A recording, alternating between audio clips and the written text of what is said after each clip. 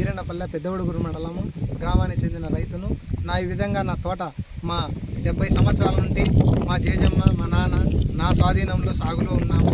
ఈ విధంగా ఉన్నటువంటి నా మామిడి చెట్ల పొలమును వారు ఉద్దేశపూర్వకంగా వైసీపీకి చెందిన నాయకులు అయిన లోమడ గోపాలు, లోమడ శ్రీనివాసులు, లోమడ శ్రావణ కుమార్, లోమడ వెంకటస్వామి, లోమడ నాగభూషణం వీళ్ళు అర్ధరాత్రి సమయంలో నేను ఇక్కడ నైట్ పూట పందులు వరి మొలకకు కాపలా వచ్చిన చెట్ల కాడికి సందర్భంగా వాళ్ళు చంపుతామని బెదిరియడం వల్ల వాళ్ళు పొడివెళ్లతో దాడి చేయడం జరిగింది. ఆ విధంగా దాడి వచ్చేసరికి నేను వేరే అతను ఎస్సీ అతను ఇద్దరం పారిపోవడం వల్ల మేము తప్పించుకొని మళ్ళా వచ్చి పొద్దున చూసేసరికి చెట్లను మొత్తం 150 చెట్లను మామిడి చెట్లను నరకడం జరిగింది. ఇదే విధంగా గతంలో కూడా చెట్లను యాసిడ్ పోసి చంపారు.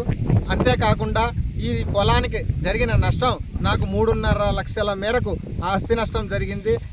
కాబట్టి ఏ విధమైన వాళ్ళ మీద వైసీపీ చెందిన ఈ ముఠా మీద ఎస్పీ గారు కానీ చర్యలు తీసుకోవాల్సిందిగా గట్టిగా మాకు నష్టపరిహారం చేపించిందిగా వారిపైన చర్య తీసుకోవాల్సిందిగా కోరుతూ, అదేవిధంగా మేము ఇక్కడ సాగులో ఉన్నటువంటి భూమిని మేము టెంకాయ చెట్లు మామిడి చెట్లు సాగులో ఉన్నటువంటి దానిలో వాళ్ళు ఎంఆర్ఓ గారు వాళ్లకు ఎకరా 60 సెంట్లు మా పొలంలో వస్తుందని దౌర్జన్యంగా గత వైసీపీ ప్రభుత్వంలో కూడా నా మీద దాడి చేశారు. అవి స్టేషన్లో కూడా ఉన్నాయి, స్టేషన్ పరిధిలో కూడా కేసులు ఉన్నాయి.